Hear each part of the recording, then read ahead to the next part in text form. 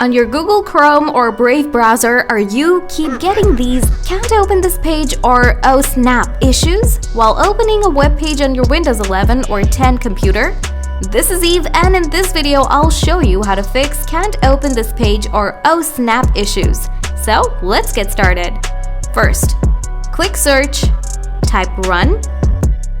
On the box, type msconfig. Click OK. Click Services. Click Hide all Microsoft services.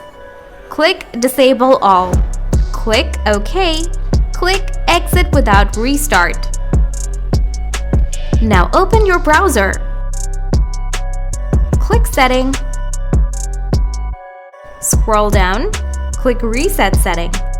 Click Reset Setting.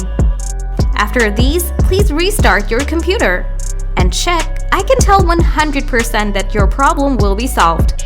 But if you still have a problem, please tell me in the comment section. Thanks for watching.